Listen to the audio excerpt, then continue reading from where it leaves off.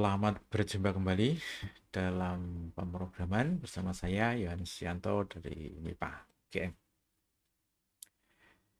Kali ini kita akan membahas mengenai hash.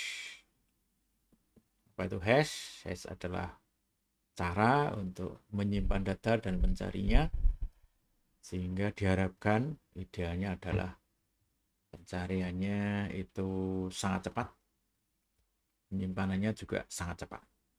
Itu idealnya, yaitu kalau dinyatakan dalam Big O adalah O1. Nah, tapi kita tidak bisa secara ideal terus, maka kita akan dekati dengan berapa cara.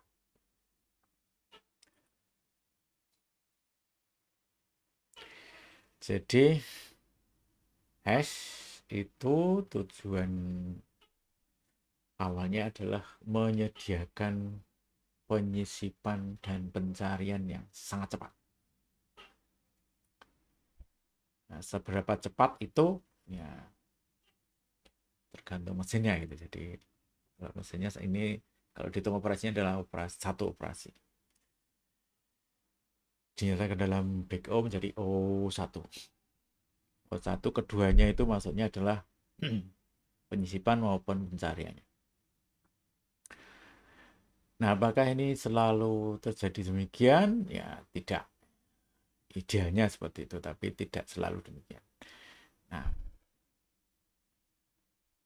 kekurangannya untuk tabel ini adalah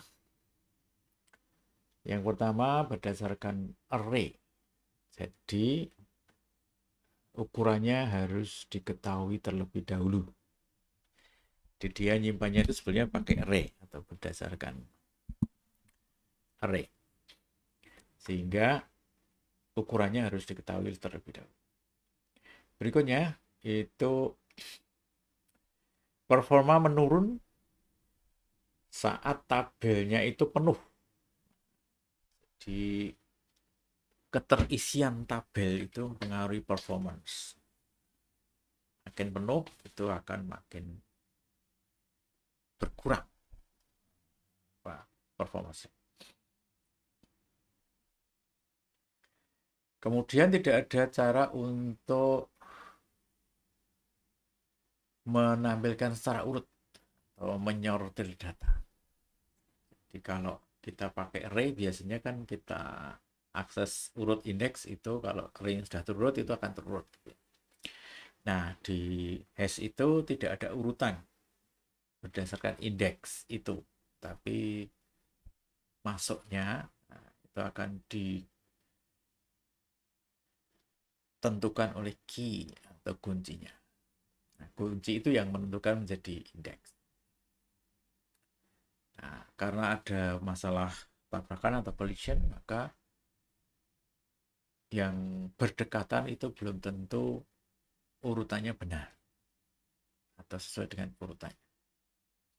Jadi kadang-kadang lebih indeks yang lebih besar itu nilainya bisa lebih kecil daripada yang indeksnya lebih kecil itu. Sehingga secara ringkas struktur dari hash itu bisa dikatakan menjadi pilihan terbaik jika Anda tidak perlu mengunjungi secara urut. Di kunjungannya satu persatu. Oh, saya ingin mengunjungi A, maka akan didapat. Saya ingin mengunjungi B, jadi sudah diketahui yang mau dikunjungi itu apa. Jadi tidak diakses secara ingin tabel urut itu. Nah, itu nggak bisa. Nah, itu berarti tidak pakai hash.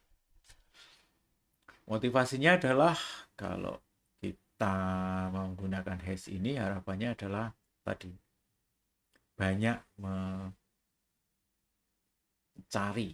bukan mengurutkan. Jadi menyiapkan kuncinya itu untuk mencari, kemudian dari situ diambil atau didapat indeksnya. Nah, indeksnya itu yang akan digunakan untuk mengakses.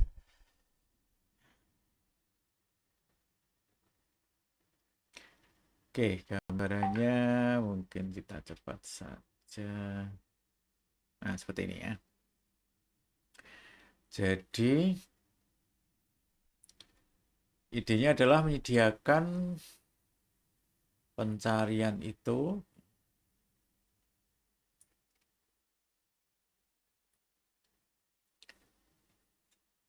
sehingga mudah mencari dan mudah menyisipkan. Oleh karena itu perlu dipetakan dengan cara memetakan kuncinya itu ke dalam indeks atau posisi array. Pemetaan disediakan oleh fungsi hash sehingga tabel hash ini perlu fungsi hash. Fungsi hash ini akan mengambil kunci dari inputnya, kemudian input kunci itu akan diubah menjadi indeks oleh fungsi hash. Nah, array yang menyimpan tabel tadi dinamakan tabel hash. Contohnya seperti ini. Jadi kalau saya punya hash, nah, hash yang termudah itu adalah ini, kunci di modulo dengan ukuran tabel. Mudahnya lagi kita ambil misalnya tabelnya ukurannya 10 supaya modulnya gampang gitu ya.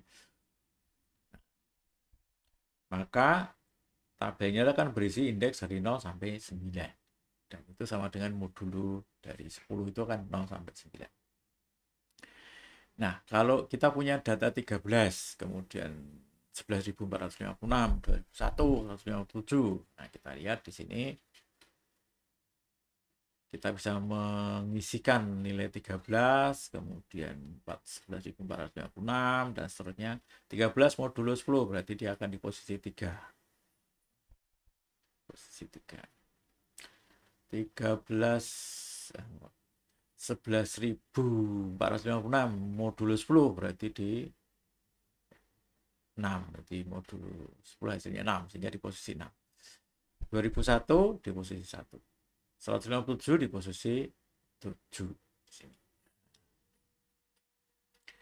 Nah, Anda mungkin sudah melihat potensi tabrakan. Tabrakan itu artinya satu tempat dipakai lebih dari satu data. Misalnya ini, kalau ada lagi yang masuk ke situ, ya, misalnya kita masukkan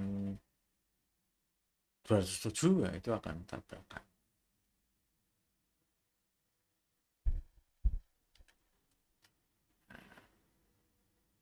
Jadi misalnya ini ya, 207, kita akan masukkan, maka dia akan ditabrakan. Tabrakannya gimana? Kita lihat. 207 modulo 10 itu akan didapat 7. Nah, 7 di sini sudah ada isinya. Sudah diisi. Sudah diisi. Maka kemudian di sini menjadi 157-nya itu akan ditabrak 207. Nah, kemudian berarti ini tidak bisa digunakan untuk itu.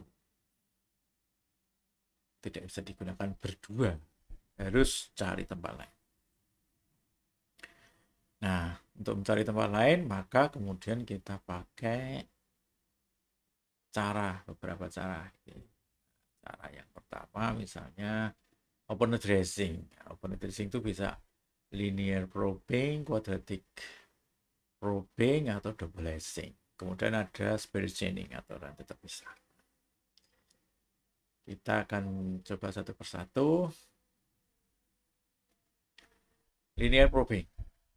Ini open addressing yang linear probing. Linear probing itu berarti akan mencari di tabel itu posisi berikutnya yang kosong. 207 tadi mestinya di 7, tapi karena 7 sesi berarti dia akan mencari ke 8. Kalau 8 kosong, disitulah akan diletakkan 207. Jadi misalnya ini posisi 8, dia akan masuk ke sana. Nah, ini 207 akan ada di 8. Nah, selesai untuk 207. Nah, untuk yang lain misalnya 426. 426 maka nah ini agak panjang gitu ya. 426 itu 6 itu sudah terisi. Maka kita cari ke 7 juga sudah terisi. 8 juga sudah terisi. Maka kita pakai 9.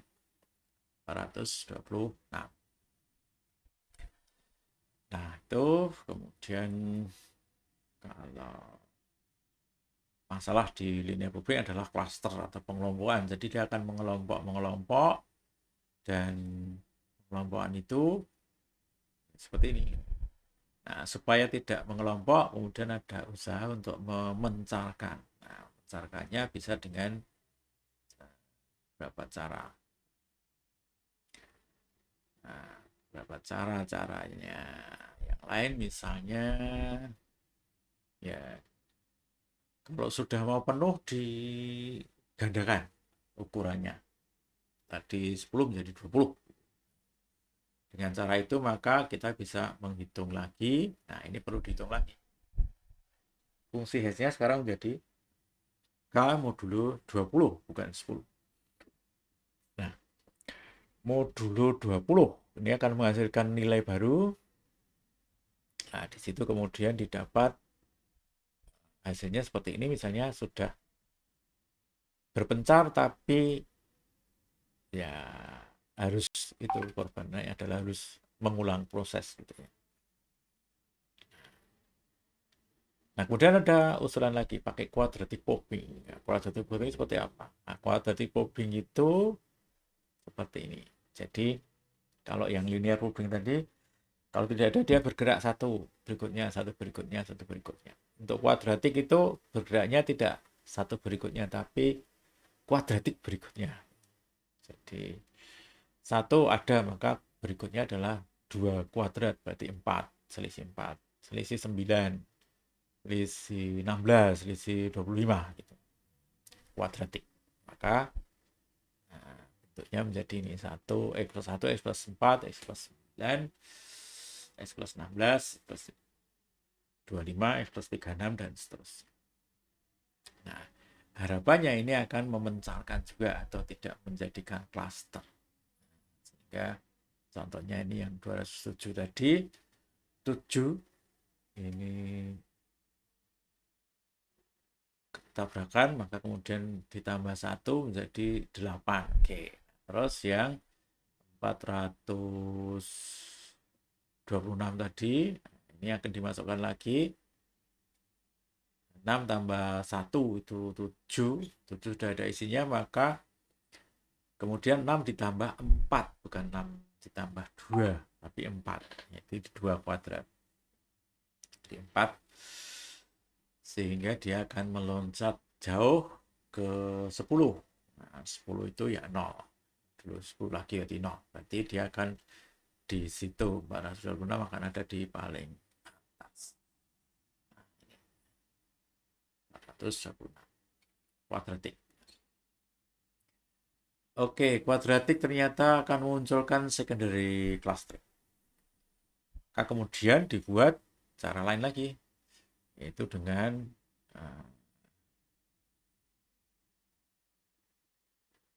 double hashing. Ini akan memunculkan secondary clustering, maka kemudian dipakai double hashing atau hashing ganda. Hashing ganda itu fungsi hashnya 2. Ada hash yang pertama, kemudian yang kedua kalau terjadi tabrakan dikenai ke hash yang kedua. Berarti membuat fungsi hashnya 2 macam. Contohnya nih, hash kalau ya hash yang pertama mau dulu size-nya tadi, kemudian hash yang kedua itu ini. Contohnya adalah C dikurangi kunci modulo C. C-nya adalah bilangan prima yang lebih kecil dari ukuran array. Sehingga kalau tadi ukuran array 10, bilangan prima lebih kecil dari 10 adalah 7 atau 5 atau 3, 2. Nah, misalnya 7, kita bisa pakai 7 atau 5, maka kita bisa pakai 5. Nah, contohnya ini adalah double hashingnya kita pakai J-nya 5. J-nya 5 berarti 207. Di modulo 5 itu kan 2. 5 dikurangi 2 itu 3. Maka akan masuk ke 3. Nah, akan masuk ke 3 untuk 207 itu ya. Nah,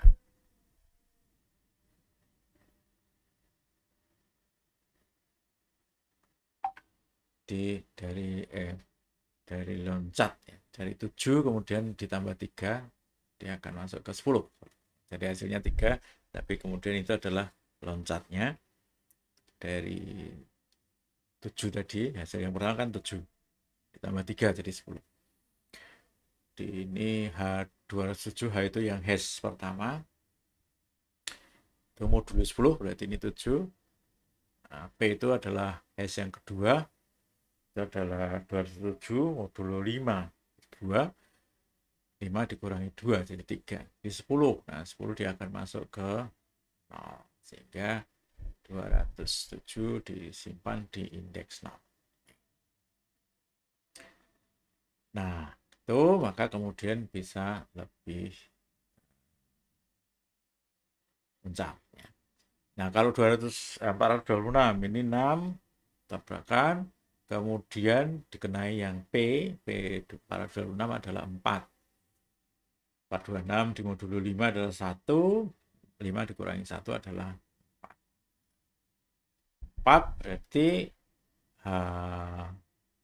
426 adalah 6, P426 adalah 4, jadi 10. Nah, di sini akan mendapatkan 0. Nah, 0 sudah ada, maka tabrakan lagi. Nah, kalau tabrakan lagi ya dikenai lagi. Berapa tadi? 3. Tambah 4. Maka dia akan di 4. Ini akan dikenai lagi jadi 4, sehingga dia akan di 4. 426 itu berada di 4. Menjadi tidak tabrak. Nah, itu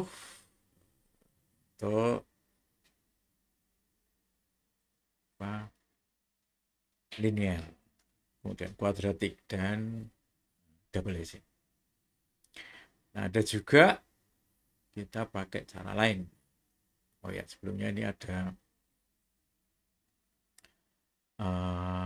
urutan probe-nya itu ya.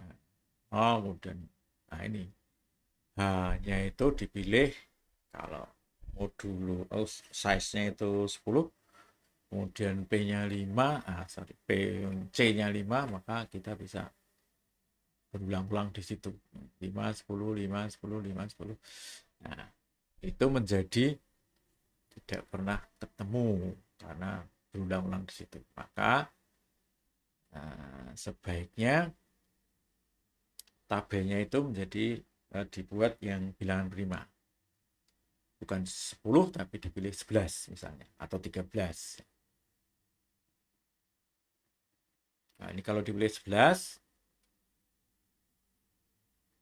nah urutannya ini 0, 5, 10, 4, 9. Nah, ini tidak kembali ya, dan dia akan menemukan indeks yang kosong.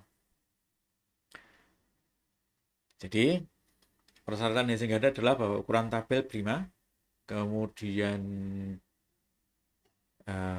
C di hashing tadi yang kedua itu prima juga.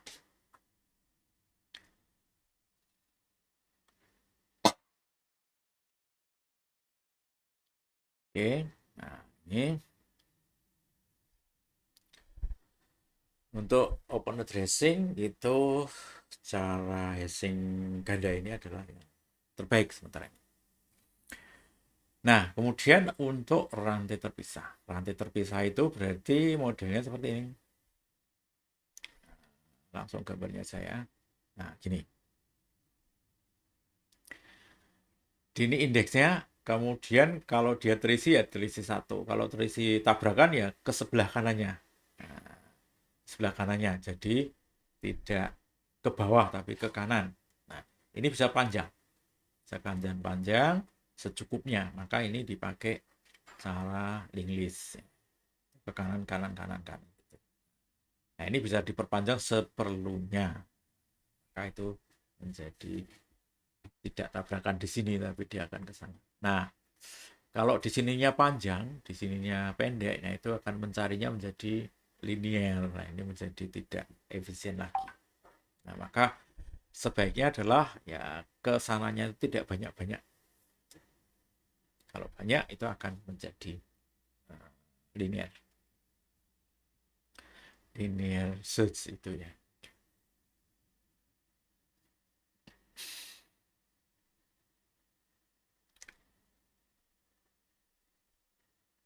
Nah, ini kalau dilihat sekarang apa, efisiensinya ya. Efisiensinya penyisipan dan pencarian itu satu, itu idealnya. Tapi ya, itu terjadi kalau tidak pernah ada tabrakan. Tapi kalau ada tabrakan ya tidak akan satu.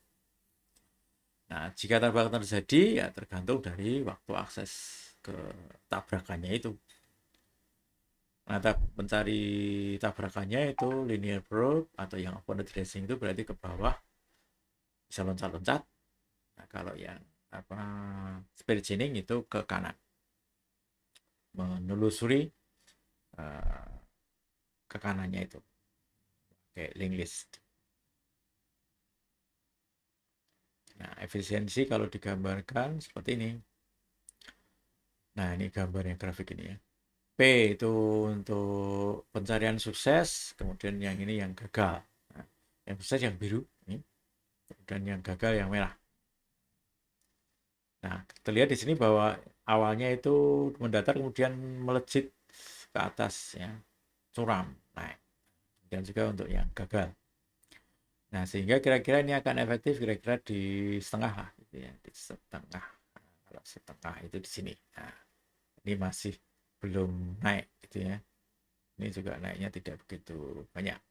Nah, sehingga harapannya pakai yang ini. Setengah.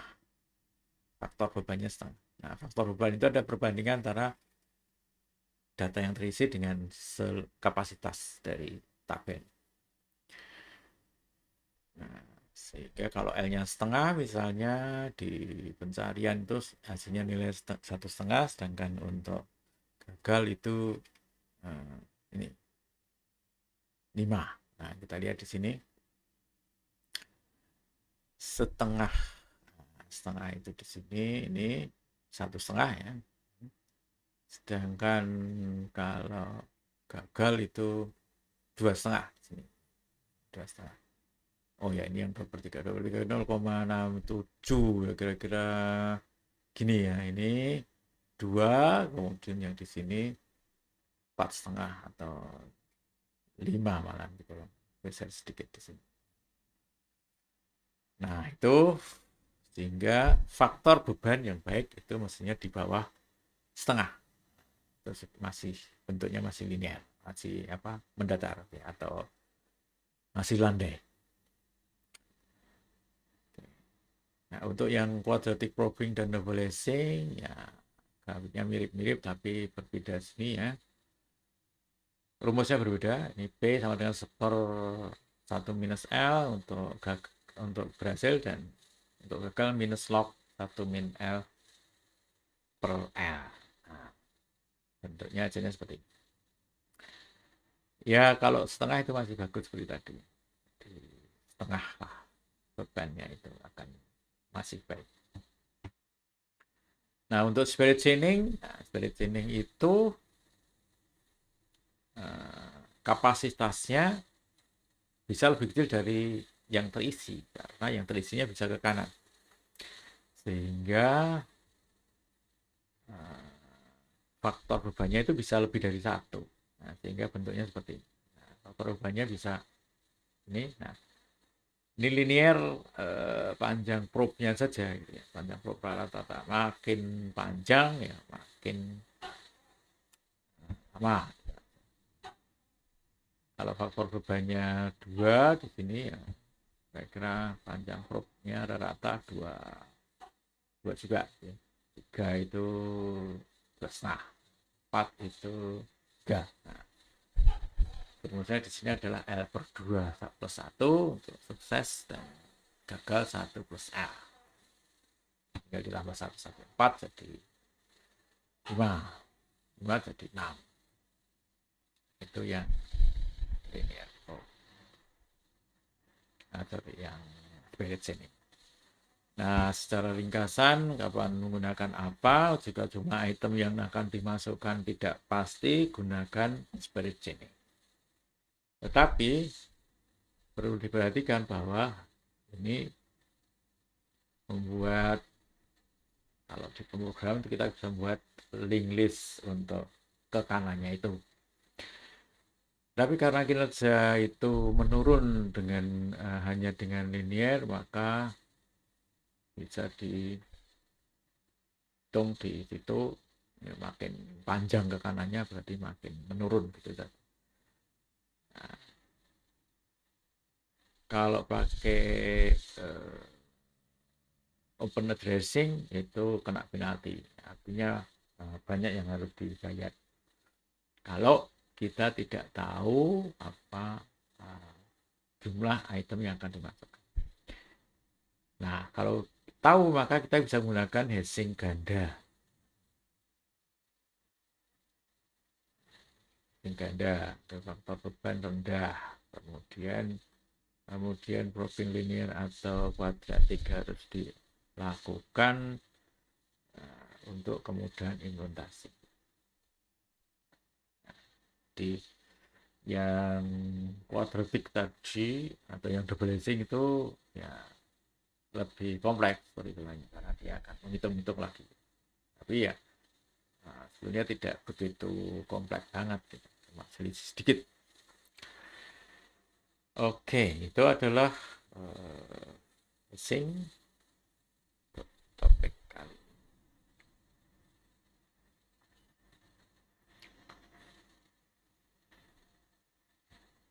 ini. Hashing itu akan dipakai kalau kita punya data yang banyak dan tidak ingin diurutkan tapi cuma dicari.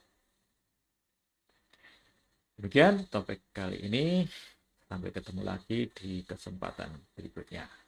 Terima kasih.